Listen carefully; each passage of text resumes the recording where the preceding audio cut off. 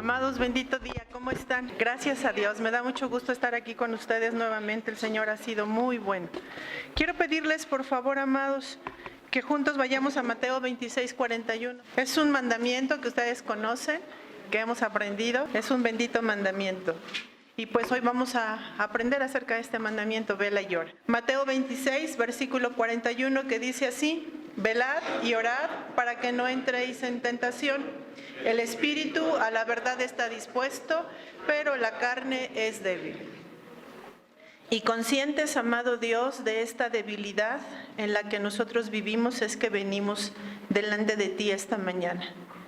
En el nombre de Jesús, quien nos capacita y nos habilita, es que suplicamos tu gracia para nosotros esta mañana. Es que rogamos, amado Dios, que tu Santo Espíritu cumpla su propósito en nosotros, guiándonos a toda verdad y a toda justicia. Que de ninguna forma, Dios, tu palabra quede velada en nuestros corazones, sino que sea revelada como luz que no nos permite tropezar, sino que nos muestra el camino, que nos muestra la verdad. Así sea hoy en cada uno de nuestros corazones. Padre, quiero suplicarte que me uses esta mañana conforme a tu voluntad y a tus planes. No permitas, amado Dios, que sea mi corazón el que se exprese, sino solamente la verdad de tu palabra. Permíteme, Señor, que mis palabras sean medicina, sean aliento y esperanza para quienes me escuchan. Por Jesucristo, nuestro Maestro y Rabí. Amén. Hay muchas razones, hay muchos motivos para estar agradecidos con el Señor, y estoy agradecida porque puedo estar con ustedes para compartir este mensaje. Y como lo he venido haciendo, quiero presentarles el desglose del mandamiento. Tenemos una fuente de poder en este mandamiento, que es el poder de estar alerta. Y miren, vaya que necesitamos estar alertas en estos tiempos tan engañosos y perversos en los que estamos viviendo, ¿no? Los nombres de Dios que podemos invocar es: yo soy el que te guarda, el guardador y castillo mío. Son los nombres del Padre que podemos nosotros utilizar cuando oramos respecto a este asunto en particular. Tenemos diferentes versículos relacionados. Está, por ejemplo, Santiago 5:16, está Efesios 6:11 y 12, pero quiero leerles particularmente 3 versículos que nos pueden ayudar mucho con la comprensión de este mandamiento. El primero es 1 Corintios 16:13. Manténganse siempre en estado de alerta, pero confiando en Cristo. Sean fuertes y valientes. Ahorita vamos a ver algunos sinónimos de la palabra velar, que uno de esos sinónimos es estar alerta. Por eso Pablo, el apóstol, nos exhorta y nos dice, no nos dice estén velando, sino nos dice estén alertas, ¿no? En esta traducción. Está Mateo 6:13, y miren, aquí vamos a ponerles, les puse 2 versiones más aparte de la Reina Valera, porque nos ayudan muchísimo, nos enriquecen mucho en cuanto a la comprensión de lo que el Señor quiere enseñarnos. Dice Mateo 6:13, y no nos metas en tentación, mas líbranos del mal, porque tuyo es el reino y el poder y la gloria por todos los siglos. Amén. Pero si vemos estas 2 traducciones, vamos a ver a qué se refiere cuando dice no nos metas en tentación. Dice en la traducción del lenguaje actual: y cuando vengan las pruebas, no permitas que ellas nos aparten de ti, y líbranos del poder del diablo. Porque una realidad, amados, es que toda nuestra vida vamos a estar en pruebas, en tribulaciones, y sí, vamos a ser tentados toda nuestra vida. La oración que el Señor nos enseñaba a hacerle al Padre es no que no permita la tentación, o no que no permita que nosotros seamos probados, sino más bien cuando éstas vengan, que no cedamos ante ellas, porque es inevitable, vamos a ser tentados. La Nueva Traducción Viviente dice: no permitas que cedamos ante la tentación, sino rescátanos del maligno. La oración que tenemos que hacer no es: Señor, no dejes que yo sea tentado, sino más bien fortaléceme, porque sé que voy a pasar y entonces necesito ser fortalecido. Y lo vamos a ver muy claramente cuando estudiemos la vida de uno de los apóstoles. Y el último versículo relacionado que vamos a ver es 1 Corintios 10:13, que dice: hasta ahora ninguna prueba les ha sobrevenido que no pueda considerarse humanamente soportable. ¿Respiramos? Ay, sí, respiramos. Nada de lo que nos pasa en esta vida es extraterrestre, sino 100% humano, ¿no? Así que cuando decimos no puedo, esto es mucho más de lo que yo esperaba, de lo que yo puedo vivir, eso es un engaño. La Escritura nos enseña con toda claridad que vamos a ser tentados en nuestra condición humana. Dios es fiel y no permitirá que ustedes sean puestos a prueba más allá de sus propias fuerzas. Al contrario, junto con la prueba les proporcionará también la manera de superarla con éxito. Bendito sea el Rey de los cielos, amados. Esta es una maravillosa esperanza, es una bendita esperanza, que no solamente no vamos a ser probados más allá de nuestros límites, sino que además aparejada con esa tentación, con esa prueba que va a venir, la salida.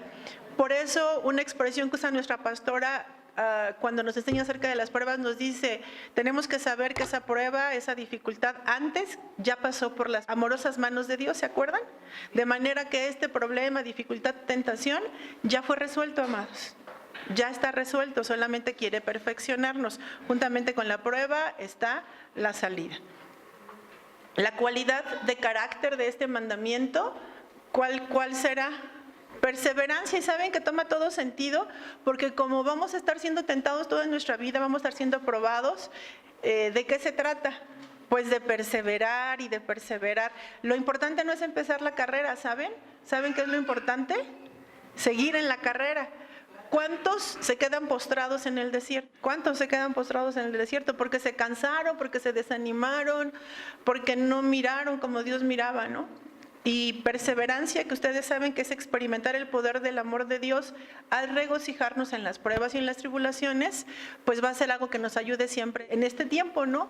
Perseverar y perseverar. Mucho me gusta lo que dice Gálatas 6:9 en la TLA, que dice, así que no nos cansemos de hacer el bien, porque si seguimos haciéndolo, Dios nos premiará a su debido tiempo. Yo creo que el éxito de muchas de las cosas que hacemos tiene que ver con eso, con perseverar. Creo que el éxito de, no solo de la vida cristiana, sino en general de todas las cosas que hacemos, tiene que ver con perseverar. Y eso es lo que Dios nos llama, ¿no? A ser personas perseverantes. Santiago 1:2 dice, hermanos míos, tened por sumo gozo cuando os halléis en diversas pruebas. ¿Qué es lo contrario a perseverar, amados? El desaliento. O somos personas que perseveramos, o somos personas que vivimos en desaliento todo el tiempo. ¿Verdad que sí? A veces estamos en mucho entusiasmo, a veces estamos bien animados y estamos perseverando, pero las más de las veces, ¿cómo nos sentimos? Bien desanimados. Por ejemplo, ¿saben cuál es una evidencia de que andamos en desánimo? Así muy clara, es que dejamos de venir a la iglesia. Esa es una evidencia muy clarita de que andamos desanimados. No nos queremos parar, no queremos ir a la iglesia, no nos queremos congregar, porque estamos desanimados. Así es que si en algún momento te sientes con ganas de no congregarte, di, eso quiere decir que estoy desanimado, entonces mejor me voy a parar y voy a ir para combatir este desánimo en el que ando. La contrario a perseverancia es desánimo, es desaliento, que son sinónimos, y miren lo que significa. Desaliento significa decaimiento del ánimo o de la energía para continuar haciendo algo. Ya no tengo ganas, fuerzas, no hay motivación para hacer algo y por eso estoy desanimado, estoy desalentado. Sinónimos, amados, de desaliento es desánimo, postración, cansancio, flaqueza, dejadez, desinterés y hundimiento. Y como dijera el apóstol Pablo, y cualquier otra, ¿no? Y cualquier otra, aquí en esta lista la sumamos. ¿Alguna vez se han sentido en esta posición? Yo creo que todos en nuestra vida en algún momento nos hemos sentido así, no solo por pruebas o por tentaciones, sino también, ¿saben? Las propias circunstancias nos llevan a desanimarnos. De hecho, ¿cuántos de ustedes al ser tentados, al estar viviendo una tentación y caer y sucumbir a esa tentación, qué es lo que luego viene después de la culpa? El desánimo, ¿no? El desaliento. ¿Y qué dices? No, pues ¿para qué me esfuerzo? Pues si siempre me voy a equivocar y no aprendo y viene a mí y caigo, y entonces a nuestro pecado le añadimos más pecado, ¿verdad? Es una condición tan natural del ser humano, tan natural. Fíjense, el mandamiento se llama vela y ora. La palabra velar en su palabra, en su raíz original, tiene diferentes significados. Decía mi hermana, a mí me gusta mucho estudiar el significado de las palabras porque eso me da mucha claridad acerca de lo que el mandamiento o la palabra quiere decir, ¿no? Entonces aquí vamos a ver dos significados de la palabra velar. Primero, dice que es mantenerse despierto con la idea de estar vigilando. No solamente despierto, sino vigilante, atento. Está poniendo atención. En este mandamiento el Señor estaba refiriéndose no tanto a un sentido físico, sino a un sentido moral, a un sentido interior, de estar alertas no solamente con nuestros ojitos abiertos, sino desde nuestro interior. ¿Alguno de ustedes puede estar despierto pero dormido? Otro significado de la palabra velar es despertar, levantarse del sueño, de estar sentado o acostado, de la enfermedad, de la muerte, de la oscuridad, de la inactividad, de la ruina, no existencia, enderezar, levantar, despertar y resucitar. Wow, wow, ¿verdad? ¿A poco no nos ayuda mucho a tener definiciones para poder entender mejor? Entonces, cuando el Señor dice, vela y llora, lo que nos está diciendo, ¿qué es, amados? Es, alístate, ponte atento, enderézate, levántate, no puedes estar postrado, hay que estar velando y orando. Y un sinónimo o muchos sinónimos de la palabra velar, fíjense, es despierto, vigilante, estar alerta, atención, observante, proteger y cuidar. Todos esos son sinónimos de la palabra velar. Quiero pedirles por favor que vayamos juntos a Mateo 26. El contexto en el que el Señor Jesús dio este mandamiento, las circunstancias que estaban ocurriendo alrededor de este mandamiento, es que esta fue la noche en la que el Señor fue entregado. El contexto de lo que estaba sucediendo es que el Señor esa noche fue entregado. Y entonces van a celebrar la comunión, la cena, es la última, ¿no?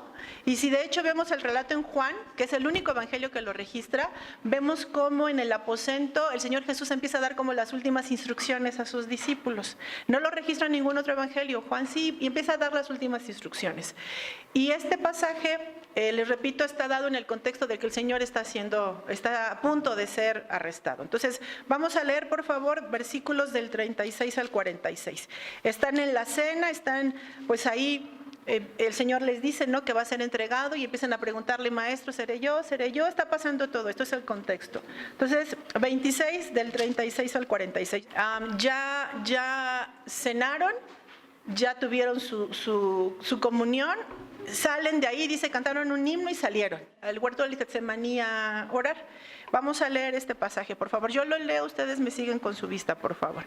Entonces llegó Jesús con ellos a un lugar que se llamaba Getsemaní y dijo a sus discípulos, sentaos aquí, entre tanto que yo voy ahí y oro.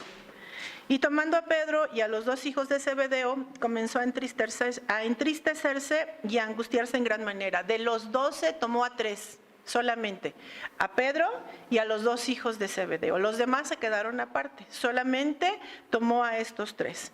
Entonces Jesús les dijo a estos 3, mi alma está muy triste hasta la muerte, quedaos aquí y velad conmigo. Yendo un poco adelante, se postró sobre su rostro orando y diciendo, Padre mío, si es posible, pase de mí esta copa, pero no sea como yo quiero, sino como tú. Vino luego a sus discípulos y los halló durmiendo y dijo a Pedro, ¿así que no habéis podido velar conmigo 1 hora? Velad y orad para que no entréis en tentación. El espíritu a la verdad está dispuesto, pero la carne es débil. Otra vez fue y oró por segunda vez diciendo, Padre mío, si no puede pasar de mí esta copa sin que yo la beba, hágase tu voluntad. Y vino otra vez y los halló durmiendo, porque los ojos de ellos estaban cargados de sueño. Y dejándolos se fue de nuevo y oró por tercera vez, diciendo las mismas palabras. Entonces vino sus discípulos y les dijo, dormid ya y descansad. He aquí ha llegado la hora, y el Hijo del Hombre es entregado en manos de los pecadores.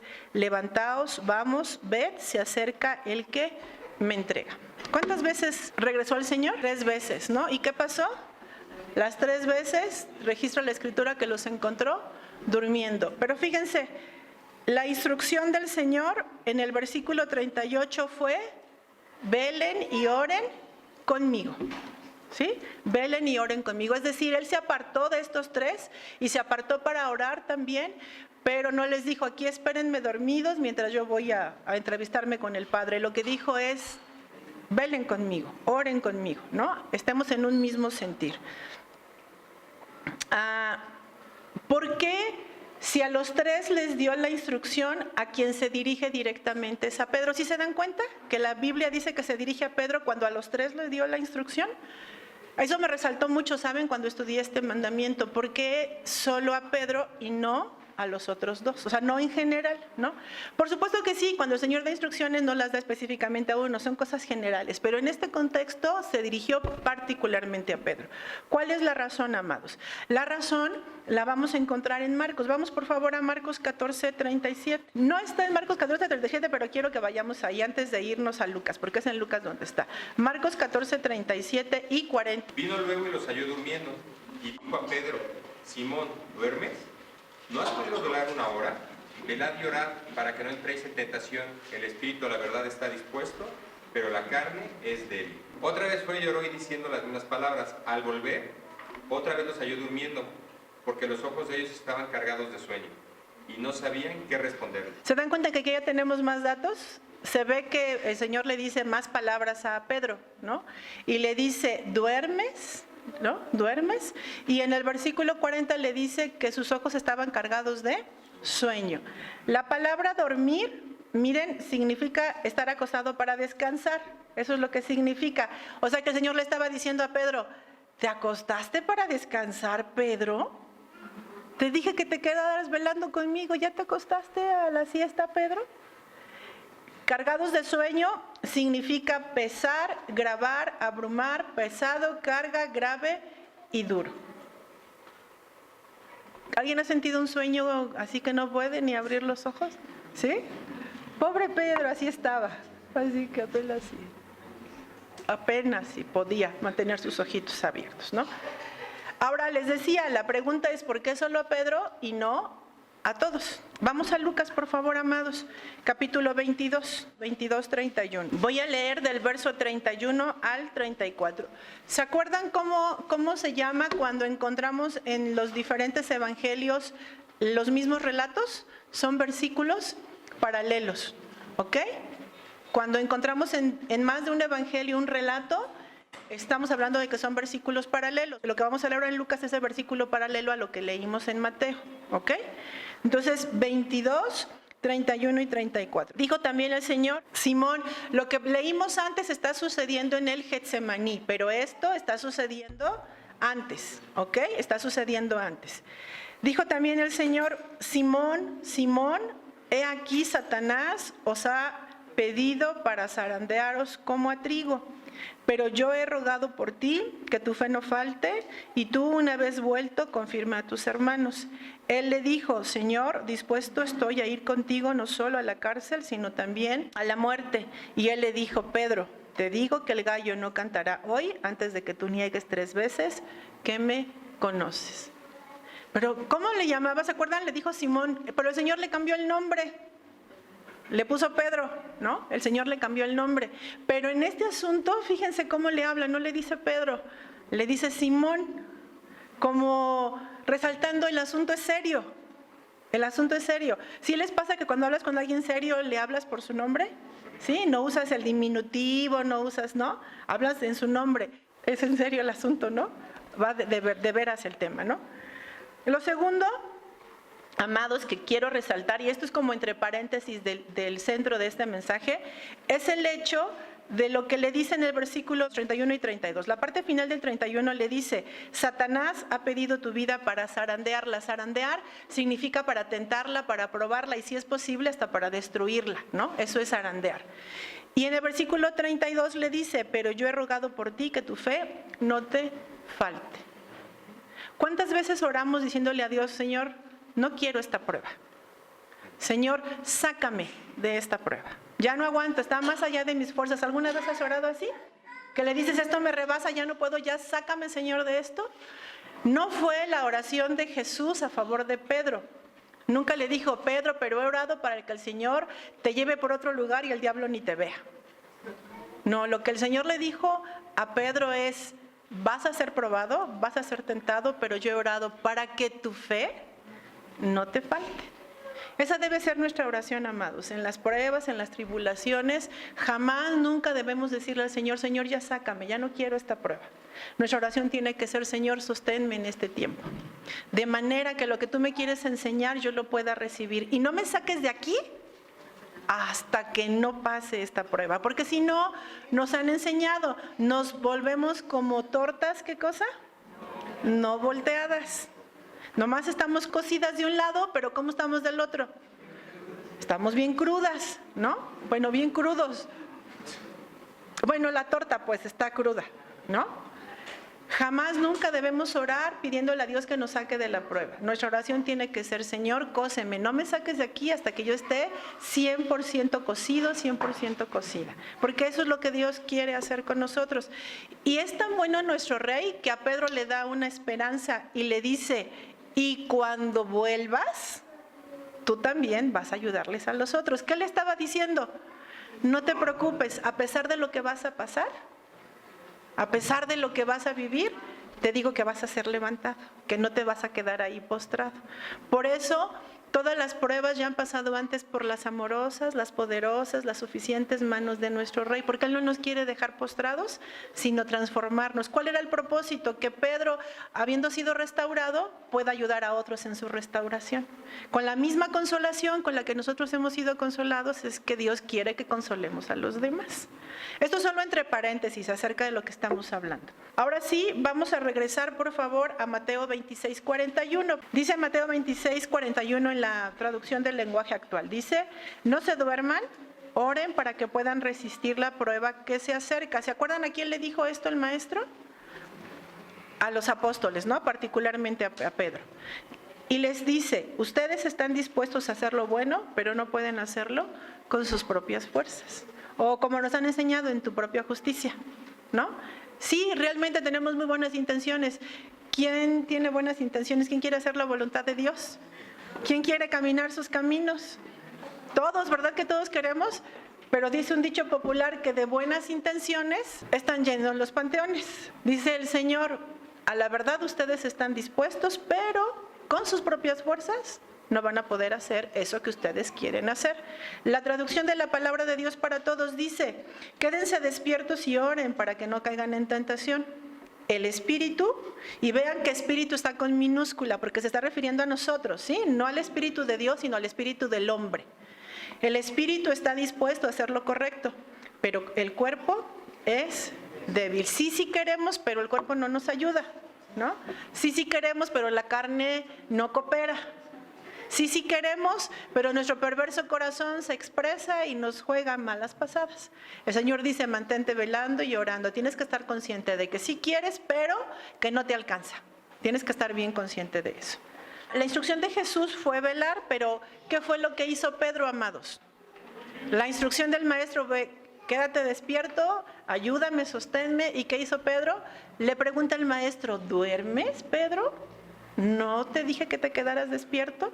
Pedro se quedó dormido, amados. Algunos antónimos de velar, porque aquí lo que el maestro le dijo a Pedro es vela, y lo que Pedro hizo fue totalmente lo contrario. Lo que Pedro hizo fue dormir, fue desatender, fue distraerse, fue simple, se descuidó, abandonó, se desprotegió, dejó, olvidó y se despreocupó. ¿Todo eso hizo Pedro?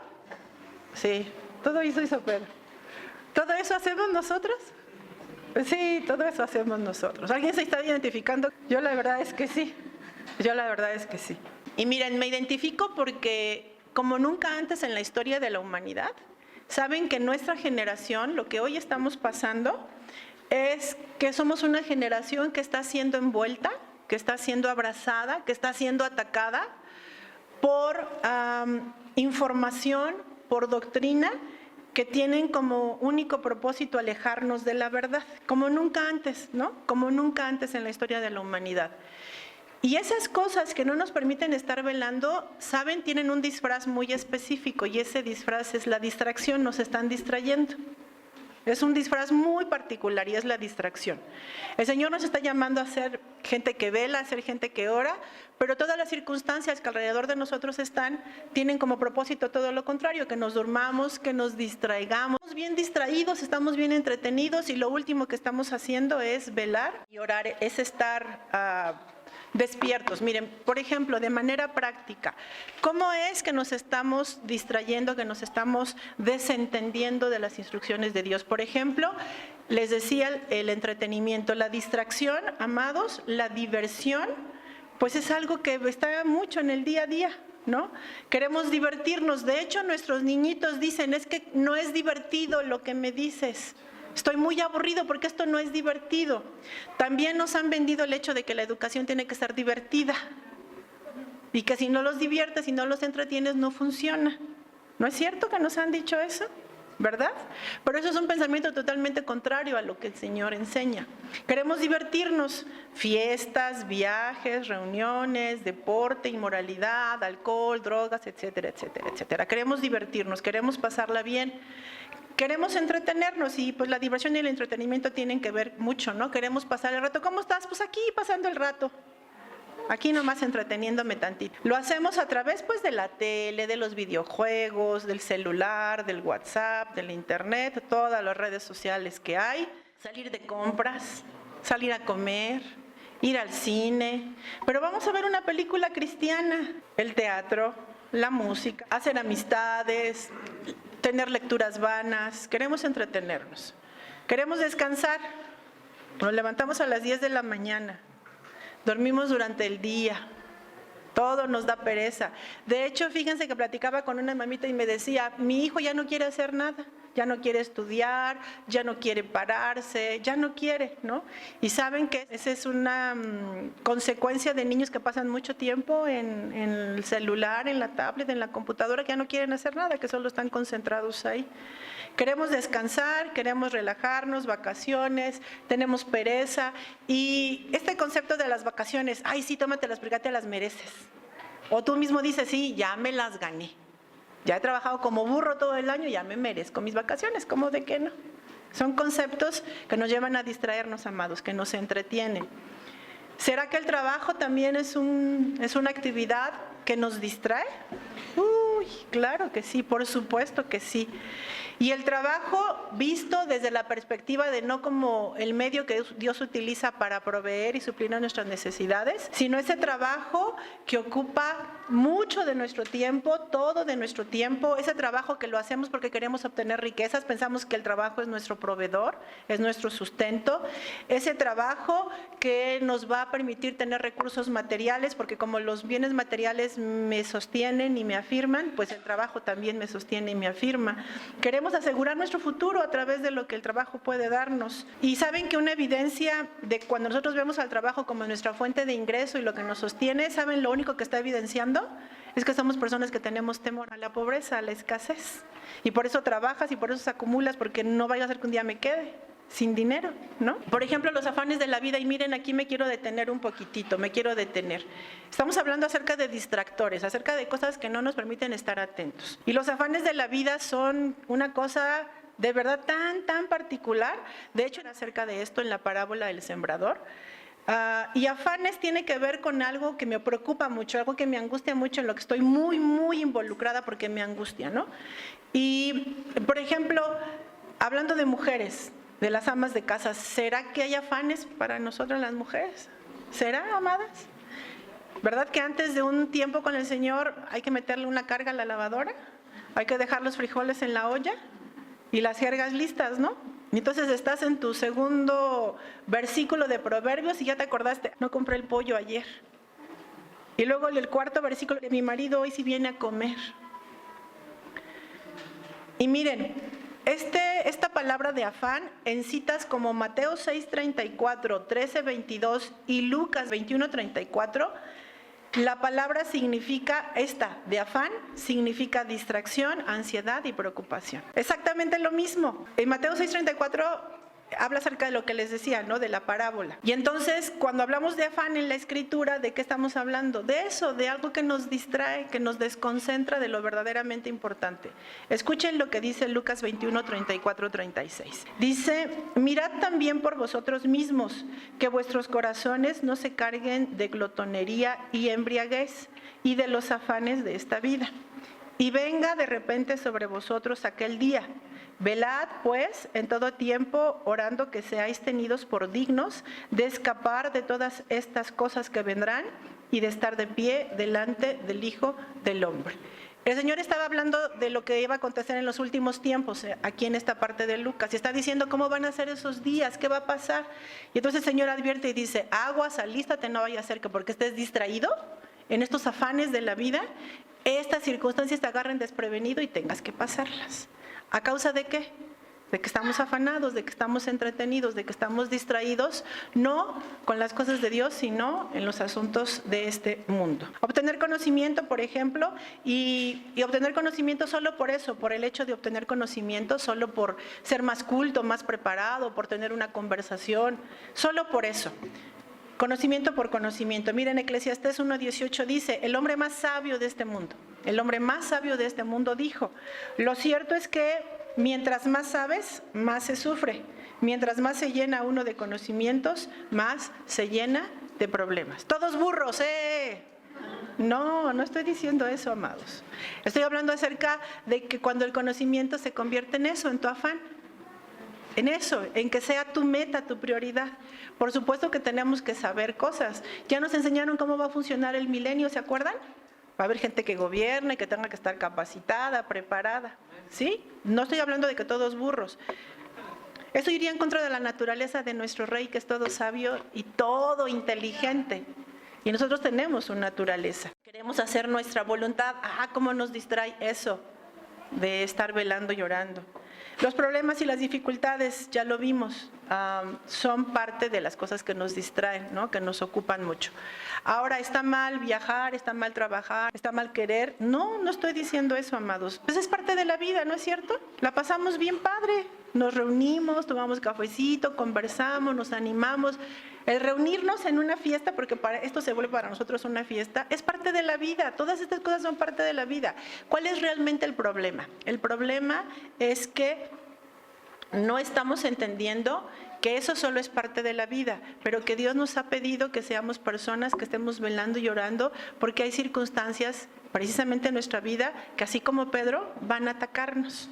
Y quiero ser muy puntual en esto, amados. Efesios 5, del 15 al 17. Lo que se trata es que seamos sinceros, que seamos nosotros honestos con nosotros mismos y que llegamos a la conclusión, Señor, ¿qué me está impidiendo ser una persona que vela y llora? Señor, ¿qué está distrayendo? ¿Qué me está distrayendo? ¿En qué me estoy entreteniendo? ¿En qué me estoy ocupando? ¿Realmente en los asuntos del reino o más bien me estoy ocupando en mi propio corazón, en satisfacer mis propios deseos, mi propia condición? Velar y orar, amados, requiere de vigilancia y discernimiento espiritual. Primera de Tesalonicenses 5:6 dice, por tanto no durmamos como los demás, sino velemos y seamos sobrios. Y aquí viene el tema, aquí viene la aplicación. ¿Se acuerdan que leímos que el maestro le dice a Pedro, Pedro, tu vida va a ser tentada, va a ser probada? Ya se lo había anticipado, amados, ¿no es cierto? Ya se lo había dicho. ¿Y cuánto tiempo creen ustedes que haya transcurrido entre que el maestro se lo advierte a que sucede? Horas fueron, horas fueron, horas fueron. El Señor se lo advierte, le dice, Pedro, vas a ser tentado. Y lo que Pedro hizo fue irse a descansar. Alguna vez el pastor enseñaba que el Señor le revela a Abraham que su generación va a ser esclava en otra, que su descendencia va a ser esclava en otra nación. Dice el pastor, me puse a pensar, ¿y qué haría yo si supiera de parte de Dios que mi generación va a vivir así? Clamaría con todo mi corazón y le diría, Señor, ten misericordia de mi generación.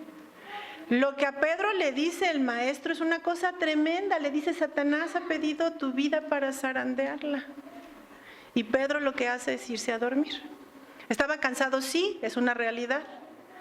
¿Eran circunstancias difíciles? Sí. Pero eso es lo que todos vivimos en el día a día, amados. Estamos cansados, tenemos trabajo, hay responsabilidades. De repente, ¿por qué no vienes? Es que tuve que hacer cosas. Pues todos tenemos que hacer cosas. Y por lo menos aquí estamos nosotros ahorita, ¿no? Pedro ignoró lo que el Señor le había dicho. Es más, ¿saben? Pienso por lo que vamos a leer ahorita, que no solo lo ignoró, sino que creen que se le olvidó la advertencia del Señor. Se le olvidó, en unas horas bien cortitas, se le olvidó a Pedro lo que el Señor le había dicho. Miren, Lucas 22, 60, 62 dice: pero Pedro dijo: hombre, no sé de qué estás hablando. En ese momento, mientras Pedro todavía estaba hablando, cantó el gallo. Entonces el Señor se dio vuelta y miró a Pedro a la cara. Imagínense la escena. ¿Qué acaba de pasar? Pedro ya había negado al maestro. El Señor estaba ya arrestado, ya lo habían golpeado, estaba en un juicio en manos de impíos, y su seguidor, su principal seguidor, lo niega. Y entonces seguramente estaban en una distancia suficiente para verse, para mirarse. Y entonces el Señor voltea y se encuentra con la cara de Pedro, y miren lo que sucede. Cuando el Señor mira a Pedro, le dice: entonces el Señor se dio vuelta y miró a Pedro a la cara. Pedro recordó lo que el Señor le había dicho: antes de que aquel gallo cante, esta noche me negarás 3 veces. Entonces Pedro salió de allí y lloró amargamente. A mí esto me dice que Pedro muy seguramente se le olvidó lo que el Señor le había dicho. ¿Cuántas veces el Señor nos ha hablado, amados, y lo olvidamos? Amados, dice la Escritura que todo tiene su tiempo, ¿no es cierto? Tiempo de nacer y tiempo de morir. Hay tiempo de descansar y tiempo para trabajar. Todo en esta vida tiene su tiempo. Y para Pedro no era tiempo de descansar. Para Pedro no era tiempo de relajarse. Sí estaba cansado, pero no era tiempo para eso. ¿Cómo lo estamos viviendo nosotros? ¿Cuál sería nuestro tiempo si, por ejemplo, tenemos un marido o una mujer o unos hijos que no quieren con el Señor?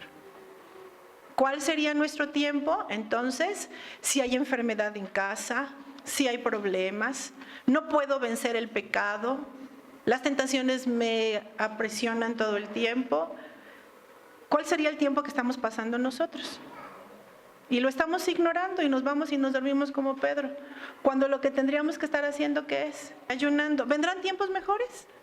Claro, vendrán tiempos en donde tendremos más descanso, estemos en un tiempo de paz y de bonanza.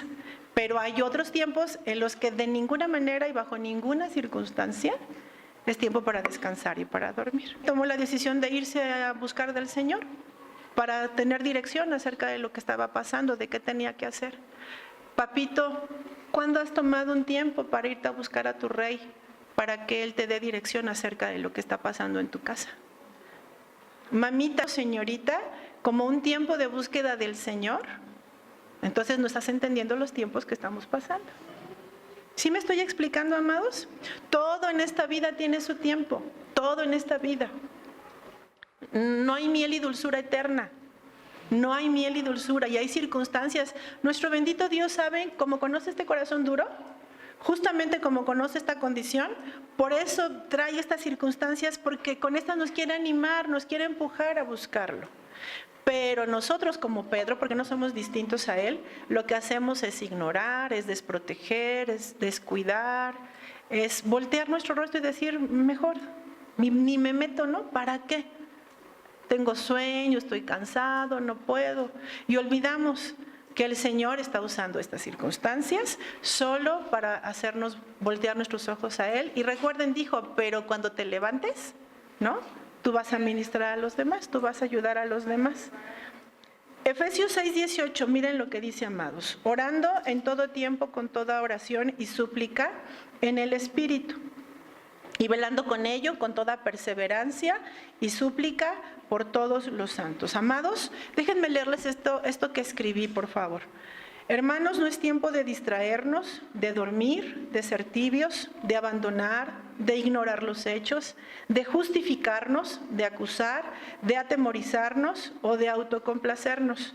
No, amados, por el contrario, estamos enfrentando momentos en los cuales se nos requiere de pelear la buena batalla, de estar atentos, de estar atentas y velando. Esos son los tiempos que estamos viviendo. Eso es lo que el Señor quiere que entendamos. Que no son tiempos para descansar, para pachanguear, para vacacionar, para divertirme, para entretenerme, no, amados. Son tiempos en donde Satanás está peleando nuestra vida, la vida de nuestra familia, de nuestros hijos, de la iglesia, de las naciones. Son tiempos de estar enfrente, a la vanguardia, presentando la buena batalla, amados. Y así como Pedro fue alertado por el Señor Jesús de los tiempos que venían, todos nosotros también somos alertados por el Rey de los tiempos que estamos viviendo, amados. También somos animados y entusiasmados por el Señor para hacernos saber, para comunicarnos qué es lo que está pasando. Y les decía, bendito sea el Rey, porque Él no nos deja solos, amados. Bendito sea el Rey, porque si nos está alertando, es gracias a su misericordia. No nos pasa, como dice la Escritura, no nos somos sorprendidos por un fuego de prueba que ni sabemos, no, Él ya nos está advirtiendo, ¿no? Dice que somos sus amigos y que a sus amigos, ¿qué va a hacer? Les va a revelar. Mira, tu hijo rebelde no fue rebelde de la noche a la mañana. Hay señales de que el hijo está en rebeldía.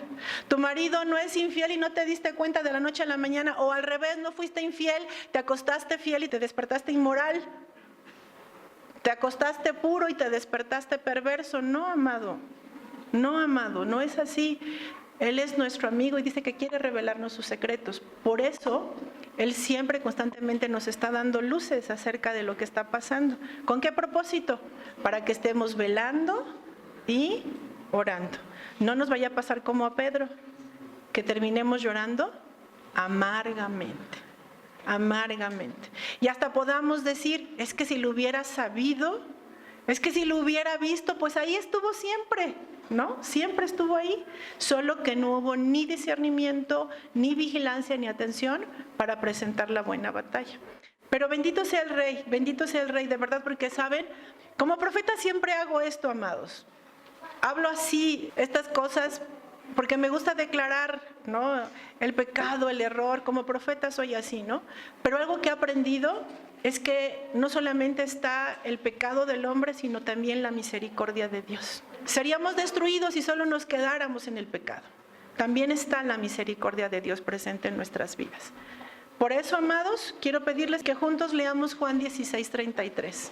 La misericordia de Dios expresada a favor de nosotros. Juan 16:33, leámoslo juntos, amados. Por favor, dice, les digo estas cosas para que estén unidos a mí y así sean felices de verdad.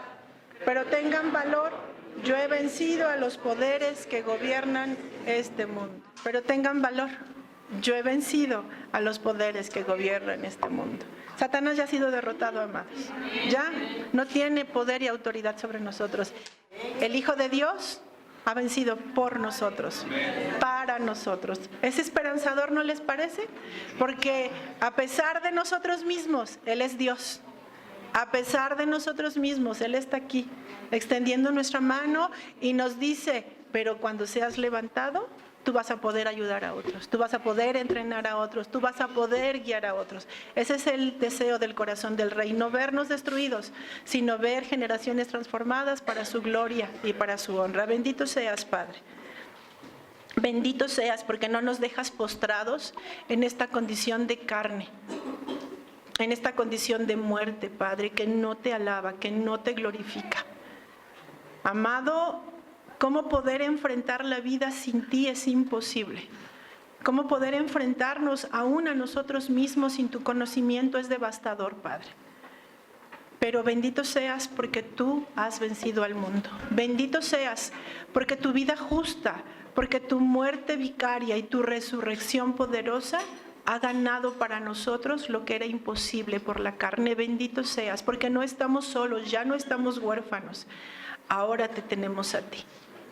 Amado, es nuestra oración que en gracia, que en favor, tú derrames sobre nosotros el deseo y el poder para no estar, Señor, distraídos, para no estar desatendidos, para no estar entretenidos con las cosas de este mundo, con los afanes, con las riquezas, sino que verdaderamente nuestro corazón vele y ore aguardando, Señor, cada uno de tus mandamientos, caminando en tu verdad.